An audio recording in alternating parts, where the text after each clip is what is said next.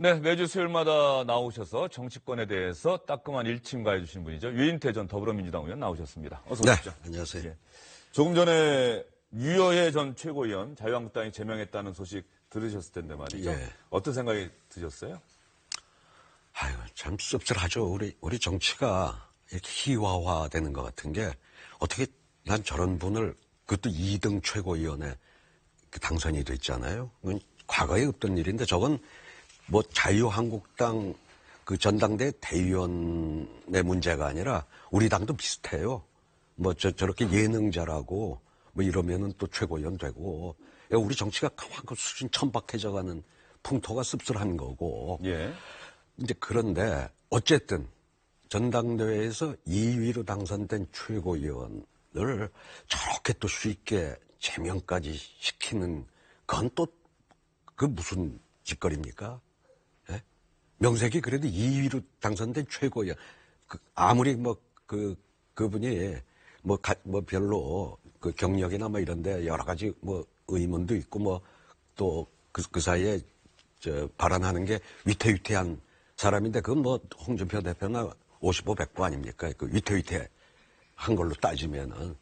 근데 다른 징계도 얼마든지 있었을 때 안에서도 뭐 이견이 있었다고는 합니다만 그 명색이 그래도 2위 최고위원을 당선된 지 몇 달 되지도 않은 사람을 저 정도 사안 가지고 제명까지 하는 홍준표 대표. 홍준표 대표는 자기는 관여 안 했다고 그러겠죠. 윤리에서 했다고 할지 몰라도 참 다들 보기에 그 새 밑에 참 우리 정치가 더 희화화되는 것 같아서 씁쓸해요. 50보 100보다라고 하는 그 말씀이 아마 유인태 의원님의 생각이신 것 같은데요. 어쨌든 간에 홍준표 대표는 뭐 유해 전 최고위원이 한 말에 대해서 기자들이 물어보면 대답 안 하겠다 뭐 이런 얘기를 참 많이 했었는데 유해 전 최고위원을 홍준표 대표가 싫어한다. 그리고 공식 회의 석상에서도 그런 일들이 과거에 몇 차례 있었습니다. 그중에 회의의 한 장면을 어떤 발언들이 문제가 있었고 홍준표 대표는 유여해 전 최고위원에 대해서 어떤 생각을 은연중에 드러내는지 저희가 영상을 한번 준비를 해봤습니다. 문재인 대통령께 전 국민 앞에서 저와 함께 무제한 공개 토론할 것을 공식적으로 제안합니다. 그거는 대통령이 토론해 주겠나? 네, 그래서 제안하겠습니다. 안 해줄까요? 안 해줄까요? 기자들이 네. 너무 오바이션 하면 안 써줘요. 안 써주나요? 안 써줘. 써주셔야 되는데. 이번 포항 지진에 대한 문 정부에 대한 하늘이 준엄한 경고 그리고 천심이라고 하는 지적들이 나오고 있습니다. 문재인 대통령은 결코 이를 간과해서 들어서는 안 될 것 같습니다.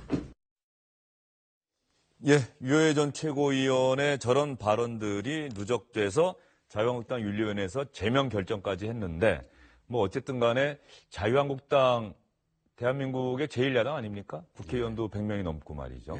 이런 정당에서 윤리위원회 제명 절차를 거쳤다. 형식적으로는 뭐 특별히 문제 삼을 게 없어 보이는데 그럼에도 불구하고 좀 문제가 있다라고 좀 유인태 의원은 보시는 겁니까? 아이고, 하여튼 명색이 2위로 당선된 최고위원 얼마 되지도 않았어요. 전당대회 한 지가. 근데 저 정도 발언을 가지고 그것도 뭐 대표하고 보면 50보 100보인데 그 제명까지 시키는 건 좀 과했죠. 열린우리당 창당 직전에 말이죠. 새천년 민주당의 당무회의에서 한번 문제가 됐던 그 하나의 상징적인 장면이 있지 않습니까? 머리카락. 이미경 의원인가요? 이미경 네. 의원의 머리를 누군가 어떤 여성 당원이 잡아채서 그게 결국은 그렇죠. 새천년 민주당을 깨고 열린우리당을 창당하는 결정적인 계기가 됐다. 그러니까 정치에서도 역사가 그렇듯이 정치에서도 보면은 어떤 사소한 일들이 작게 보이는 일들이 결과적으로 큰 결과를 낳는 일들이 좀 있는 것 같아요. 많죠. 예. 그때 신당이 안 돼. 전부 반대했거든요. 중진들. 당무회의 분위기가 당시 그랬었죠. 대체요. 근데 그것 때문에 10명도 안 되던 신당 참여 의원이 거의 40명 어른들 불어났는데요. 뭐 그날. 물론 이제 머리 잡아당긴 거 있고 신기남 의원을 또 들어갈 때 그 소위 난닝구 부대들이 좀 이렇게 약간 폭력을 가한 것도 있고 그랬죠. 당무회의에서. 그렇다고 한다면 이번 유여해 전 최고위원에 대한 제명 결정이 자유한국당과 홍준표 대표에게 어떤 영향을 미칠 걸로 보세요? 어쨌든 전 제명은 과했다고 봐요. 뭐 징계까지는 뭐 있을 수 있더라도 그리고 그동안에 홍준표 대표가 당의 그 외연을 확장하는 데는 큰 걸림돌이었는데 제가 뭐 저번에도 그런 말씀을 드렸듯이 저거 판결이 나고 나면은 좀 이제 그동안 좌충우돌한 모습은 좀 사라지고 저 뭐 본심이 어떤 건지 잘 모르겠는데 제가 알고 있는 본심으로 좀 돌아와서 예. 이제 지금부터는 조금은 점잖아지지 않을까 기대를 해봅니다. 예. 대법원 무죄 확정 판결이 났고 지금부터는 조금은 점잖아질 것이다. 예전에 홍준표, 초선 정치인 홍준표 때 모습이 나올 걸로 기대를 하시는 건가요? 그때는 그렇죠. 또 저 DJ 저격수 막 이런 저격수로 또 이름 날리지 않았습니까? 뭐 원래가 좀 그런 성과라고 이런 게 좀 있긴 하지만 아니 본인이 맨 처음에 정치를 시작할 때 그 민주당을 선택하려고 해서 와서 다 얘기됐다가 뭐 마지막에 그때 뭐 민자당인가 뭐 글로 간 사람 아닙니까? 예. 신한국당이죠.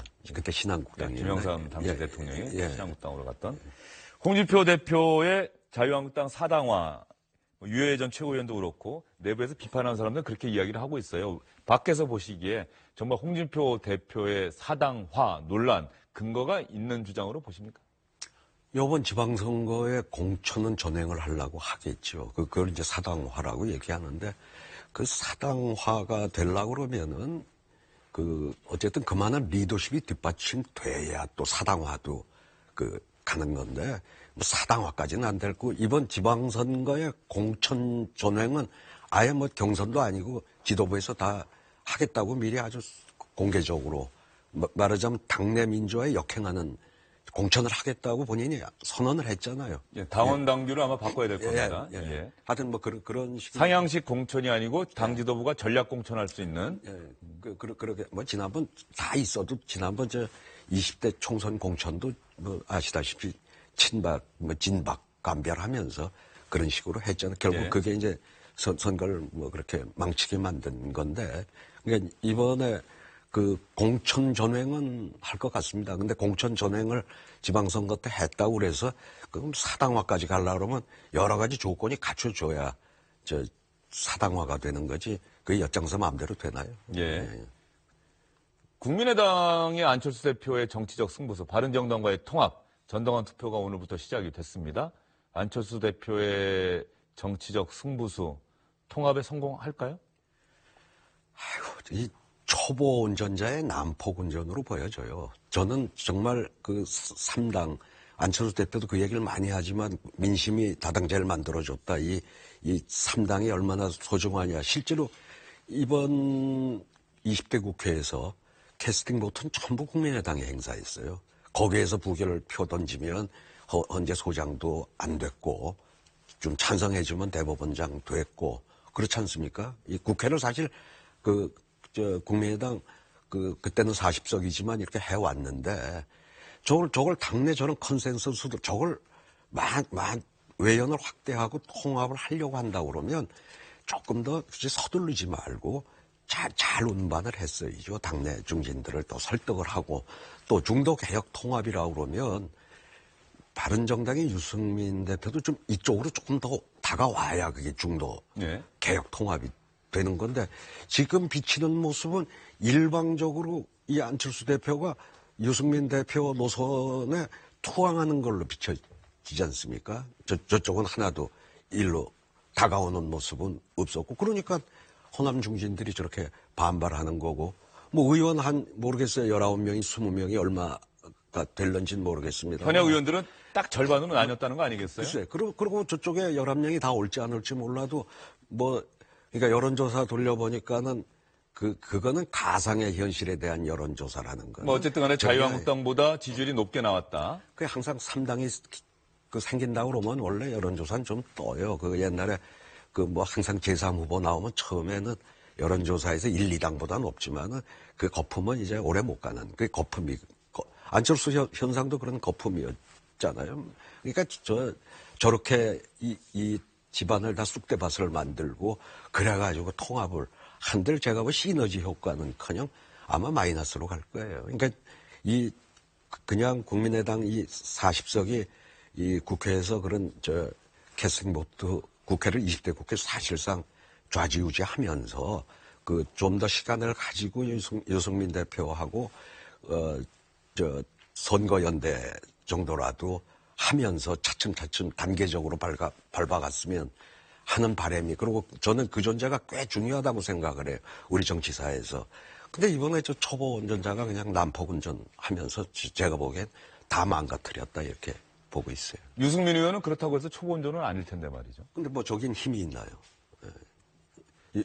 유승민. 바른정당은. 예. 이쪽에, 그러니까 너무 서둘렀어요. 좀 더, 아시다시피 6년에 DJ 복귀했을 때, 결국 이기택 대표하고 같이 해보려고 하는데 이기택 대표는 다음에 내 차례다 뭐 이랬잖아요. 본인이. 예. 이제 김대중 대통령은 정계 은퇴한다고 했으니까 그 복귀해서 다음 대선 후보 되는 거를 동의를 안 하니까 결국 당사도 원래 김대중 총재 쪽의 재산이었거든요. 당명하고 다 주고 그 의원들 압도적인 다수가 따라갔잖아요. 따라갈 때 그냥 다 주고 오는데 결국 안철수 대표도 저렇게 되면 더 미련 떨지 말고 자기가 그냥 나가서 그 대신에 이제 비례대표들 출당 조치나 좀 해가지고 서로 그렇게 그 합의원해서 나가는 게 지금으로서는 최선이 아닌가 그렇게 보여져요. 예.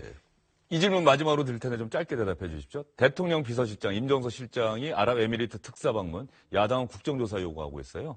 청와대가 여러 차례 좀 말이 바뀌는 해명 때문에 야당의 주장 일리가 있다 생각하시는 분도 있을 것 같은데 유인태 의원님 이번 사안은 어떻게 보고 계십니까? 그건 정확히 저도 모르는데 이제 뭐 청와대 관계자들한테 한번 저도 궁금해서 뭐 알아보고 하니까 자기들도 야당 의원들한테도 한병도 수석이 가서 설명도 하고 했더니 개인적인 설명하는 자리에서 납득을 하더라. 뭐 또 당당하지 못할 게 아무것도 없는데 다만 이제 국익 차원에서 UAE하고 그 대화 내용을 다 얘기 못할 거지. 그리고 저거는 이제 비밀이 없을 겁니다. 곧 밝혀져요. 그러니까 예. 저는 지금 문재인 정부의 성격으로 봐서 곧 밝혀질 걸 가지고 저렇게 지금 계속 거짓말을 하고 있다니까 국정조사까지 하자는 거는 그 뭐 무슨 언론에서 조금 의혹 제기를 가지고 이제 저런 모양인데 저건 조금 너무 나간 게 아닌가 그렇게 지금은 보고 있습니다. 예, 야당의 주장이 조금은 심하다 이렇게 말씀해 주셨습니다. 올 한해도 유인태 의원님 좋은 말씀 많이 들었습니다. 내년에 또 뵙겠습니다. 예, 감사합니다. 유인태 의원님 보내드리면서요. 저희가 시청자 여러분께 영상 하나 보여드리겠습니다. 박한철 전 헌법재판소장과 이정미 전 헌법재판관에게 문재인 대통령이 오늘 훈장을 수여했습니다. 원래 재판소장과 재판관, 헌법재판소장과 재판관은 물러나면 훈장을 받아야 하는데 두 사람은 현직 대통령이 공석일 때 퇴임해서 이제서야 뒤늦게 훈장을 받게 된 겁니다.